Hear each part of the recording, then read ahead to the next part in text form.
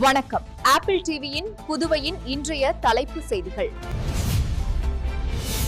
புதுச்சேரியில் அனைத்து ரேஷன் கார்டுகளுக்கு மாதந்தோறும் தலா 2 கிலோ இலவச கோதுமை வழங்கும் திட்டம் துவக்கப்பட்டுள்ளது. தற்போது அக்டோபர், நவம்பர் மாதத்திற்கு தலா 2 கிலோ வீதம் 4 கிலோ இலவச கோதுமை வழங்கப்பட உள்ளது.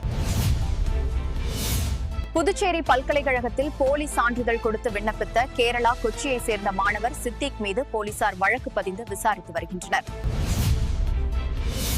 புதுச்சேரியில் மூதாட்டியிடம் நகை மற்றும் பணத்தை திருடி சென்ற ஆந்திராவை சேர்ந்த சாரதா, வள்ளி 2 பெண்களிடம் மேலும் 6 லட்சத்தை போலீசார் மீட்டனர்.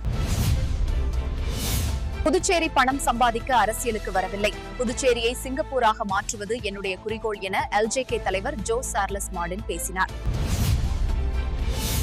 புதுச்சேரி தலைமை நீதிபதி அனந்த், குற்றவியல் நீதிபதி யஷ்வந்தராவ், மாவட்ட சட்டப்பணிகள் ஆணைய நீதிபதி ரமேஷ் ஆகியோர் காலப்பட்டு சிறையினை ஆய்வு. புதுச்சேரி லாஸ்பேட்டை காவல் நிலையத்துக்கு 3 கோடியில் கட்டப்பட்டுள்ள புதிய கட்டடத்தை துணைநிலை ஆளுநர் K. கைலாஷ்நாதன் ஞாயிற்றுக்கிழமை திறந்து வைத்தார். புதுச்சேரி முக்கிய சிக்னல்களில் அமலாக்க சோதனை நடந்தது. இரவு நேரங்களில் போக்குவரத்து துறை அதிகாரிகள் அதிரடியாக வாகன தணிக்கையில் ஈடுபட்டனர். புதுச்சேரி காமராஜர் கல்வி திட்டத்தின் கீழ் ஏழை மாணவர்களின் உயர்கல்வி கனவு நனவாகி வருகிறது. வழக்கமாக காமராஜர் கல்வி திட்ட நிதியுதவி காலத்தோடு வழங்கப்பட்டுவிடும். ஆனால் கடந்த 2022 ஆண்டு முதல் புதிதாக சேர்ந்த மாணவர்களுக்கு நிதியுதவி இன்னும் வழங்கவில்லை. இதனால் மாணவர்கள் தற்போது நெருக்கடிக்குள்ளாகி வருகின்றனர். ஆக்ரா போலீஸ் புதுச்சேரியில் முகாமிட்டுள்ளனர். போலி மருந்து விற்பனை தொடர்பாக நாடு முழுவதும் பல்வேறு மாநிலங்களில் வழக்கு பதிவு செய்யப்பட்டு வருகிறது.